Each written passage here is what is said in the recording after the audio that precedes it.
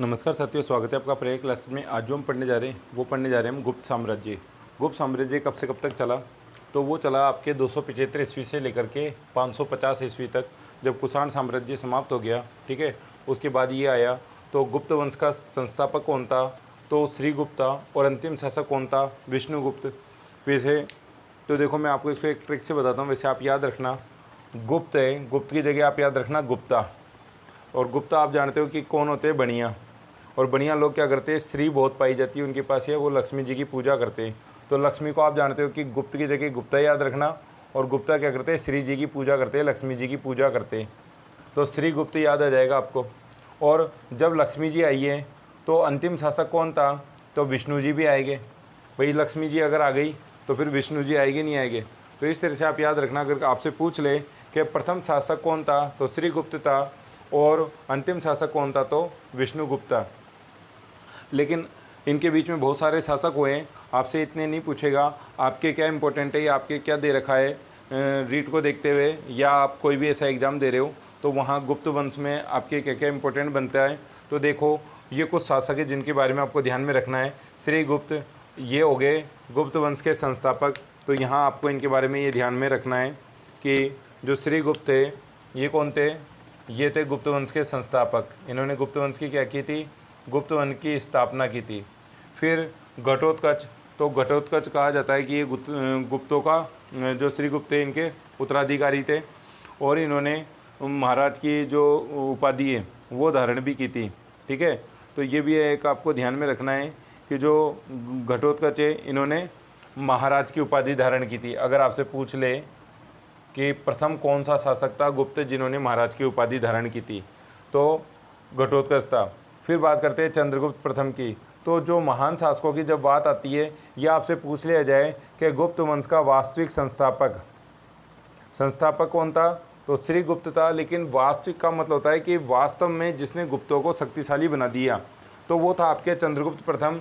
और इसने कौन सी उपाधि धारण की थी? तो ध्यान रखना, इन्होंने उपाधि धारण की थी महाराजा धीराज, यानी जिनके अधीन महाराजा भी आते। ठीक है, राजा होता है, राजा के ऊपर महाराजा होते हैं, और महाराजा के ऊपर होते हैं महाराजा धीराज, यानी जिनके अधीन महाराजा भी आते। इसके बाद समुद्रगुप्त फेमस शासक रहे। इनको हम भारत का नेपोलियन भी कहते हैं। तो इनके ऊपर जो प्रश्न आता है वो यही आता है कि भारत का नेपोलियन किसे कहा जाता है। ये इंपॉर्टेंट प्रश्न है आपके लिए, भारत का नेपोलियन। तो आप याद रखना, भारत का नेपोलियन कह दें तो फिर समुद्रगुप्त आता है। और इसके बाद में यहाँ आपके चंद्रगुप्त द्वितीय। और अगर हम पिछले जो 2018 या 2015 ये वाले जो पेपर उठा के देखते हैं जब, तो हम देखते हैं कि एग्जामिनर ने हमेशा जो रीट में जो प्रश्न पूछा है वो यहीं से पूछा है, चंद्रगुप्त द्वितीय के बारे में। तो इनके बारे में, और जैसे चंद्रगुप्त प्रथम द्वितीय है ना, और चंद्रगुप्त द्वितीय और समुद्रगुप्त के बारे में और क्या इंपॉर्टेंट प्रश्न बनते हैं, तो हम उनकी चर्चा थोड़ी डिटेल में करते हैं। तो देखो, चंद्रगुप्त प्रथम पे क्या क्या प्रश्न बनते हैं तो उनकी हम चर्चा करते हैं। सबसे पहले तो आपके पूछ लिया जाएगा वास्तविक संस्थापक, कि वास्तव में गुप्तों को मजबूती से किसने स्थापित किया। तो आप ध्यान रखना, चंद्रगुप्त प्रथम ने। फिर प्रश्न आ जाएगा कि इन्होंने गुप्त संवत कब चलाया या किस शासक ने चलाया। तो आप ध्यान रखना, 319 ईस्वी में गुप्त संवत चालू किया था। और किन्होंने किया था? चंद्रगुप्त प्रथम ने किया था। इन्होंने महाराजी धीराज की उपाधि धारण की। तो कभी कभी ऐसा प्रश्न भी पूछ लेते हैं हिस्ट्री में कि महाराजा धीराज की उपाधि धारण करने वाला प्रथम गुप्त शासक कौन था। तो प्रथम जो गुप्त शासक थे वो थे चंद्रगुप्त प्रथम। और फिर एक और इम्पोर्टेंट प्रश्न इन पे बनता है, वो क्या बनता है? वो ये बनता है कि लिच्छवी राजकुमारी कुमार देवी से विवाह किसने किया? तो चंद्रगुप्त प्रथम ने किया था। तो ये आप याद रखना, चंद्रगुप्त प्रथम ने कुमार देवी के साथ विवाह किया था। इसी कारण से जो समुद्रगुप्त थे वो लिच्छवी दोहित्र कहलाते थे। ठीक है, तो आगे इनके जो पुत्र हुए वो राजा बने, उनका नाम था समुद्रगुप्त, जिन्हें हम 100 युद्धों का विजेता भी कहते हैं। तो आगे हम बात करते हैं समुद्रगुप्त के बारे में। तो देखो, आगे हम बात कर रहे हैं समुद्रगुप्त के बारे में। तो समुद्रगुप्त था, उसे 100 युद्धों का विजेता कहा जाता है। ये ध्यान रखना, पर्सन आ जाए 100 युद्धों का विजेता। ठीक है, फिर आपके जो रीट में इंपॉर्टेंट बनता है या सिंपल जो प्रश्न पूछ लिया जाता है वो पूछ लिया जा सकता है कि भारत का नेपोलियन किसे कहते हैं।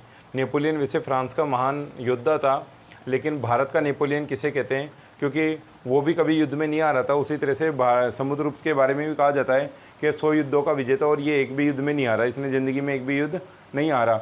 तो आप ऐसे याद रखना कि नेपोलियन कहाँ का था? तो मैंने आपको बताया फ्रांस का। ठीक है, तो फ्रांस जाओगे तो आप कहीं से जाओगे, समुद्र पार करके जाओगे। तो समुद्र से आपको याद आ जाएगा कि भारत का नेपोलियन किसको कहते हैं, तो आप याद रखना समुद्रगुप्त को कहते हैं। ठीक है, आगे हम बात करते हैं। एक प्रमुख प्रश्न बनता है इनके बारे में, मोस्ट है, आपसे पूछा जा सकता है कि प्रयाग प्रशस्ति की रचना किसने करवाई। तो प्रयाग प्रशस्ति लिखवाने वाले थे समुद्रगुप्त।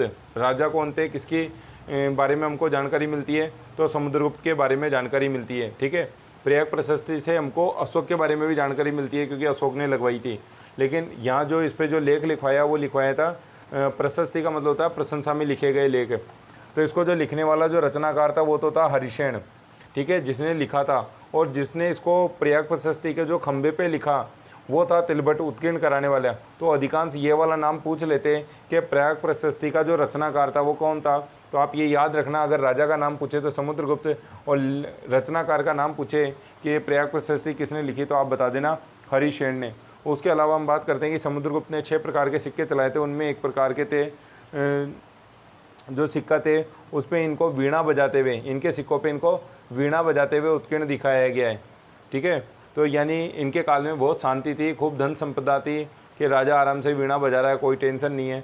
तो सिक्कों पे इनको वीणा बजाते हुए दिखाया गया। तो ये वाला प्रश्न पूछ लेते हैं कि वीणा बजाते हुए कहाँ दिखाया है, तो ध्यान रखना सिक्कों के ऊपर हमको ऐसा फोटो मिलता है इनका, और सिक्कों से ही हमको जानकारी मिलती है। सिक्कों पे लिखा हुआ अश्वमेघ पराक्रम। अश्वमेघ का मतलब है कि जब इन्होंने 100 युद्धों को जीत लिया तो इन्होंने अश्वमेघ यज्ञ कराया। तो ये जानकारी भी हमको सिक्कों से मिलती है, उन पे लिखा हुआ अश्वमेघ पराक्रम, अश्वमेघ को जीतने वाला, करने वाला, है ना। और इन्होंने दक्षिण भारत के 12 राजाओं को हराया था। उसके अलावा इन्होंने उत्तर भारत के अन्य 9 राजाओं को और बहुत सारे अन्य राजा थे जिनको इन्होंने क्या कहते हैं अलग अलग नीतियों के तहत हराया था, और उनको उनका साम्राज्य वापस लौटा भी दिया था, कुछों पे अधिकार भी कर लिया था।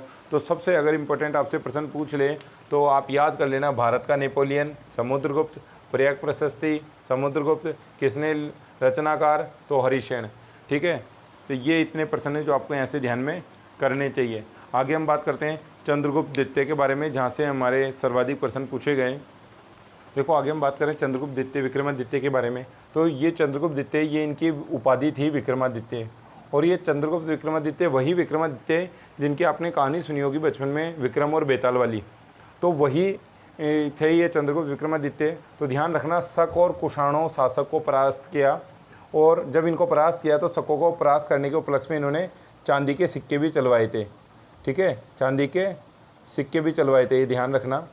तो आगे याद रखना, देखो चीनी यात्री, ये प्रश्न इंपॉर्टेंट है, आपसे पूछ रखा है कि चीनी यात्री किस विद्वान के दरबार में आया था, कौन सा राजा था उस समय, किस राजा के दरबार में आए थे। तो चंद्रगुप्त द्वितीय के समय फाहियान भारत आया था चीनी यात्री। ठीक है, जब हम हर्षवर्धन पढ़ेंगे तो हर्षवर्धन के काल में हेनसोंग आया था।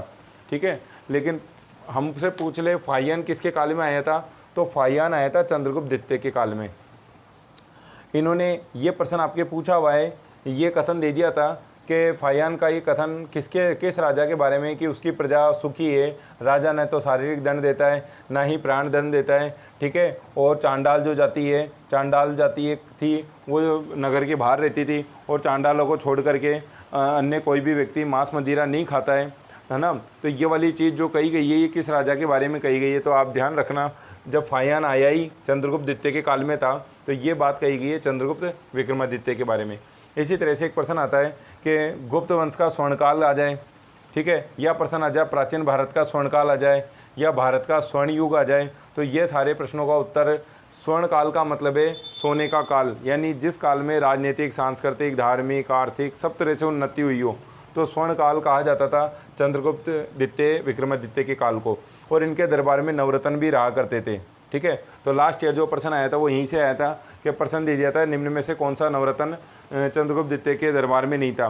तो नवरत्न कौन थे अभी मैं आपको ट्रिक से याद करवाता हूँ।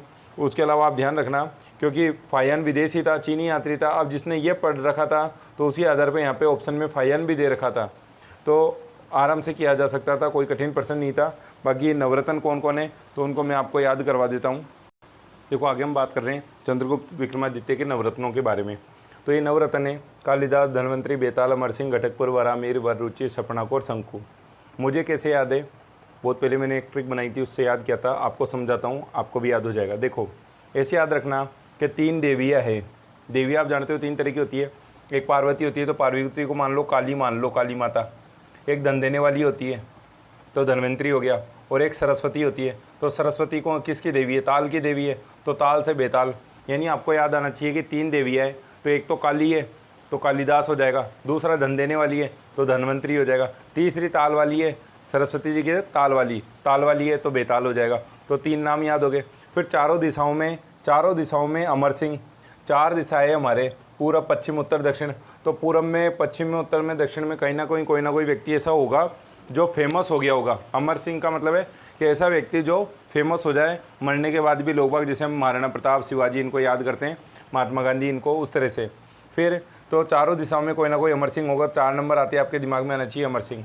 5, तो 5 बजे क्या है आप जानते हो? 5 बजे घटक पर, यानी 5 बजे कहाँ पे मिल? मुझे 5 बजे पानी भरने जाते हैं ना, तो घट पर मिल, यानी घट लेके मिल।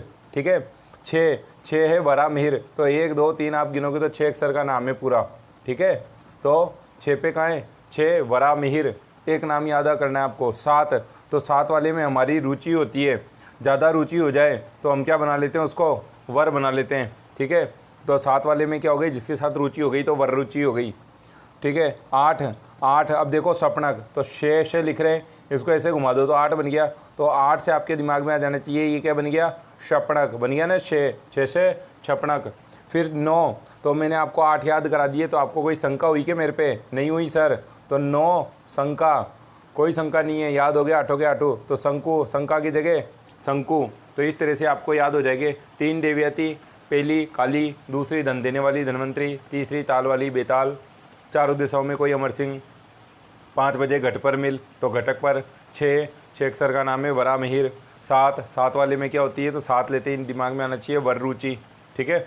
7 फेरे किसके साथ खाते हैं? तो वर, जिस वर के साथ रुचि होती है उसी के साथ खाते हैं, नहीं तो घर छोड़ के भाग जाते हैं। फिर 8, तो 8 बनाया, 8 के जैसे ही क्या बन गया ये? तो ये बन गया शपणक। तो शपणक हो गया। और इतना याद करने में आपको कोई शंका है क्या? 9, तो शंकु। तो इस तरह से आप ये 9 के 9 नाम याद रख सकते हो। ठीक है।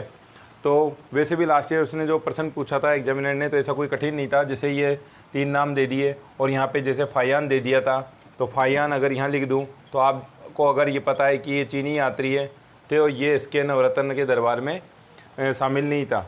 कौन कौन था सारा मैं आपको बता चुका हूँ। उसके अलावा चंद्रगुप्त पे आप एक पर्सन और ध्यान रखना, चंद्रगुप्त विक्रमादित्य। तो विक्रमादित्य मैंने आपको बताया इनकी उपाधि थी, और ये इन्होंने शकों को पराजित करने के उपलक्ष्य में ली थी। शकों को जब पराजित कर दिया तो कौन सी उपाधि धारण की? तो विक्रमादित्य। और बात याद रखना, विक्रमादित्य धारण करने वाले, उपाधि धारण करने वाले भारत के 14 शासक रहे। ठीक है। तो वो नहीं पूछेगा आपसे, आप तो ये याद रखना विक्रमादित्य इनकी उपाधि थी। और एक महत्वपूर्ण पर्सन है, इसी के अलावा इनकी जो उपाधि थी, एक तो हो गई आपके विक्रमादित्य, इसी के अलावा इनको देवराज। ठीक है। देवताओं पे भी राज करने वाले। और देवगुप्त भी कहा जाता था। अगर आपसे पूछ ले कि देवराज या देवगुप्त किसकी उपाधियाँ थी, तो जिसका काल स्वर्ण काल होगा उसी को हम क्या कहेंगे? देवराज कहेंगे, देवगुप्त कहेंगे। तो ये दोनों उपाधियाँ और ये उपाधियाँ भी इन्हीं की थी। तीनों उपाधियाँ आप ध्यान रखना। हो सकता है जैसे मैंने आपको बताया नेपोलियन। ठीक है। तो इस तरह से प्रश्न बना दे कि ये 4 उपाधियाँ दे दी कि इनमें से कौन सी उपाधि चंद्रगुप्त विक्रमादित्य की नहीं है, तो आप कहोगे ये भी थी, ये भी थी, ये भी थी, ये नहीं थी। क्यों? क्योंकि ये नेपोलियन वाली उपाधि किसकी थी? ये नेपोलियन वाली उपाधि थी समुद्रगुप्त की। तो इस तरह से ही आपको याद रहना चाहिए। आगे हम बात करते हैं कुमारगुप्त के बारे में। देखो आगे क्या हुआ कि चंद्रगुप्त जो विक्रमादित्य, उनके जो पुत्र थे कुमारगुप्त द्वितीय, वो क्या बने? शासक बने। यहाँ इंपॉर्टेंट पर्सन क्या है? तो ये जो महेंद्रादित्य, ये इनकी एक तो उपाधि थी। ठीक है। अगर पूछ ले महेंद्रादित्य उपाधि किसकी थी, तो कुमारगुप्त प्रथम की थी। ठीक है। अब इंपॉर्टेंट पर्सन क्या है? इंपॉर्टेंट पर्सन आपके ये जो पूछा जा सकता है, क्या पूछा जाएगा कि नालंदा विश्वविद्यालय की स्थापना किसने की? तो आप इसे याद रखना। देखो कैसे याद रखोगे कि पढ़ने कौन जाएगा? राजा जाएगा क्या? समुद्र जाएगा क्या? या चंद्रगुप्त जाएगा क्या? जो चांद है वो जाएगा पढ़ने, या समुद्र पढ़ने जाएगा? इनके नाम देखो, चंद्रगुप्त चंद्रमा जैसा, चंद्रगुप्त द्वितीय, फिर समुद्र, ये तो पढ़ने नहीं जाएंगे। पढ़ने कौन जाएगा? राजकुमार। पढ़ने कौन जाएगा? आप दिमाग में ऐसे याद रखो, राजकुमार। पढ़ने कौन जा रहा है? पढ़ने किसको भेजोगे? तो नालंदा विश्वविद्यालय की स्थापना किसने की? तो हम कह रहे हैं राजकुमार पढ़ने जाएगा। तो देखो यहाँ पे लिखा हुआ है कुमार, तो ये इस कुमार से इसको जोड़ देना। तो कुमार और ये गुप्त शासक थे, तो कुमार गुप्त ने क्या बनवाया? तो आप बता देना नालंदा विश्वविद्यालय बनवाया। तो ये प्रश्न आपके लिए इंपॉर्टेंट है कि नालंदा विश्वविद्यालय किसने बनवाया। तो आपको मैंने बताया पढ़ने कौन जाएगा विश्वविद्यालय में, राजकुमार। तो यहीं से देखो कुमार आ गया, गुप्त जोड़ देना, कुमार गुप्त ने बनवाया। तो ये प्रश्न आपके लिए वेरी वेरी इंपॉर्टेंट है, लगभग कई एग्जाम्स में पूछा भी गया है। फिर कुमार गुप्त के शासन के अंतिम वंश में पुष्यमित्र ने विद्रोह कर दिया और उसको दबाने के लिए इसने अपने पुत्र क्या कहते हैं स्कंदगुप्त को भेजा। ठीक है, तो आगे हम बात करते हैं स्कंदगुप्त के बारे में बात करते हैं। स्कंदगुप्त के बारे में आपको दो महत्वपूर्ण प्रश्न ध्यान रखने। एक तो प्रश्न ये आ जाता है कि कौन सा गुप्त शासक था जिसने हुणों को परास्त किया, तो आप बता देना हुणों को जो परास्त किया था तो स्कंदगुप्त के द्वारा किए गए। ठीक है, इन्होंने पुष्यमित्र और हुणों के आक्रमण को परास्त कर दिया था। और एक इम्पोर्टेंट प्रश्न ये आ जाता है कि सुदर्शन झील का निर्माण मतलब पुनरुद्धार किसने करवाया, क्योंकि निर्माण जो था अगर आपसे पूछ ले इसका निर्माण किसने करवाया था, सुदर्शन झील का, क्योंकि हमारे में चैप्टर में मौर्य भी है। तो जब मौर्य की बात की, जब मैंने बताया है कि चंद्रगुप्त मौर्य ने, चंद्रगुप्त जो मौर्य था, ठीक है, चंद्रगुप्त मौर्य ने सुदर्शन झील का निर्माण करवाया था। उसके बाद में जो अशोक था उसका पौत्र, उसने भी इसका पुनरुद्धार करवाया था, टूट गई थी तो। और बाद में क्या कहते हैं सुदर्शन झील, तो इसका पुनरुद्धार यानी इसकी जो मरम्मत, पुनरुद्धार का मतलब होता है मरम्मत, मरम्मत किसने करवाई, तो ध्यान रखना है स्कंदगुप्त ने। तो प्रश्न आ जाता है कि सुदर्शन झील की मरम्मत किस गुप्त शासक ने करवाई, तो स्कंदगुप्त याद रखना। और निर्माण किसने करवाया था, तो चंद्रगुप्त मौर्य, ये मौर्य वंश का शासक था ना, वो है ये, और ये गुप्त वंश का शासक है। तो ये प्रश्न इंपॉर्टेंट है आपको स्कंदगुप्त से, जो आपको ऐसे ध्यान में होने चाहिए।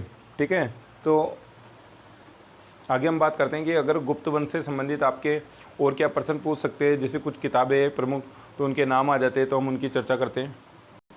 तो देखो कुछ महत्वपूर्ण पुस्तकें तो हो सकता है जैसे एग्जाम में इनके मिसमैच करने वाला प्रश्न बना दे, या फिर डायरेक्ट आपसे एक ही प्रश्न पूछ ले कि ये पुस्तक किसने लिखी। ठीक है, या फिर लेखक का नाम देकर दे दे कि इन्होंने कौन सी पुस्तक लिखी। तो देखो मैं आपको याद करवाता हूँ, आप इसको ध्यान से समझना। देखो स्वपन वासवदता, ठीक है, तो स्वपन में क्या होता है ये याद रखना, स्वपन यानी सपना। और जब सपना हमको आता है नींद में तो हमको क्या हो जाता है, आभास। क्या हो जाता है हमको, आभास, पूर्वाभास हो जाता है। तो भास, आभास बोलेंगे तो क्या याद आ रहा है, भास। भास से याद कर लेना, भास किसने लिखी, तो भास नामक जो लेखक था उसने लिखी। तो याद हो गया आपको। स्वपन वासवदता किसने लिखी, तो स्वपन में क्या आता है, वास या भास, आभास हो जाता है हमको। ठीक है, कि भाई ऐसा हो गया, तो भास याद कर लेना। फिर मृच्छकटिकम, तो ऐसे याद रखो, मृच्छ मच्छी को, कटिकम काट काट के कौन खाता है, तो उस समय जब हमने पढ़ा कि चांडाल जाति खाती है ना, यानी एक तरह से ये मान लो कि शूद्र लोग खाते हैं। ठीक है, क्योंकि ब्राह्मण क्षत्रिय वैश्य नहीं खाते और शूद्र जो थे वो खाते थे, ऐसे याद रखो। तो शूद्र, तो मृच्छकटिकम यानी मच्छी को काट काट के कौन खाता है, तो शूद्र खाते। ये मैं सिर्फ आपको याद करने के लिए बता रहा हूँ। वैसे मृच्छकटिकम का अलग अर्थ होता है, ठीक है, इसका अर्थ होता है मिट्टी की गाड़ी, लेकिन हमको सिर्फ याद करना है, इसलिए मैं आपको ऐसे याद रहेगा आपको। फिर है मुद्रा राक्षस। अब मुद्रा राक्षस को कैसे याद करें, तो देखो सीधी सी बात है, ऐसे याद रखो, राक्षस, कोई राक्षस है और वो राक्षस रहेगा, तो राक्षस छोटे मोटे घर में तो रह नहीं सकता। और राक्षस आप जानते हो कहाँ रहता है, शाखा के ऊपर, यानी पेड़ पर। पेड़ की क्या होती है, शाखा, और शाखा भी कैसी होगी, विशाल, बड़ी शाखा होगी नहीं, जब भी रह पाएगा, छोटे मोटे पे नहीं रहेगा। तो राक्षस कहाँ रहता है, तो ध्यान रखना शाखा पर, यानी विशाखा। तो विशाख दत्त याद आ जाएगा। और वो राक्षस क्या कर रहा है, मुद्रा की रक्षा कर रहा है, उस पेड़ के नीचे धन गड़ा हुआ है जिसकी। तो मुद्रा राक्षस को किसने लिखा, विशाख दत्त ने लिखा। फिर है अभिज्ञान शाकुंतलम, तो ये दो तो वैसे ही आपको पता हो गया, आपने खूब सुन रखे होंगे कि अभिज्ञान शाकुंतलम और रघुवंशम ये कालिदास की रचनाएं। ठीक है, तो महत्वपूर्ण रचना है कालिदास की, ये आपको याद रखनी है। उसके अलावा कालिदास की रचनाओं की बात करें तो इसके अलावा इन्होंने क्या कहते हैं, अभिज्ञान शाकुंतलम, उसके अलावा इन्होंने क्या कहते हैं ये लिखा था कुमार संभव, रघुवंशम था, और एक और था उसका नाम था कुमार संभव। ठीक है, और उसके अलावा इन्होंने ये अभिज्ञान शाकुंतलम नाटक लिखा था। इसके अलावा मेघदूत, मेघदूत ये इनका खंड काव्य था। एक था ऋतु श्रृंगार, ये भी इनका खंड काव्य था, लेकिन इतनी वो आपसे नहीं पूछेगा। आपके जो दे रखा है बुक्स में वो ये दो दे रखे, तो आप केवल दो को याद रखो, नहीं तो मेघदूत, ऋतु श्रृंगार, कुमार संभव, रघुवंशम, अभिज्ञान शाकुंतलम, और उसके अलावा विक्रमोर्वशीय है ना, ये कुछ है, ये नाटक है, ये सारे किसके द्वारा है, ये कालिदास द्वारा रचित है। फिर है अमरकोश, तो देखो अमर, अमर, अमर से अमर सिंह मिला ही देना, कहीं दिक्कत नहीं है। चंद्र व्याकरण, तो चंद्र से चंद्र गोमिनी कर देना, तो चंद्र से चंद्र कर देना, तो ये भी कोई समस्या नहीं है। समस्या कहाँ आएगी? समस्या यहाँ आएगी पंचतंत्र में। और अगर डायरेक्ट प्रश्न पूछेगा तो आपसे पूछ देगा कि विष्णु शर्मा ने कौन सी पुस्तक लिखी, या पूछ लेगा पंचतंत्र। तो बचपन में आपने देखा होगा कि दूरदर्शन पे जो भी आप पंचतंत्र की कहानियाँ देखा करते थे, कई तरह की कहानियाँ आती थी, तो पंचतंत्र की जो कहानी है वो किसने लिखी है? तो याद रखना विष्णु शर्मा ने। किस काल में लिखी है?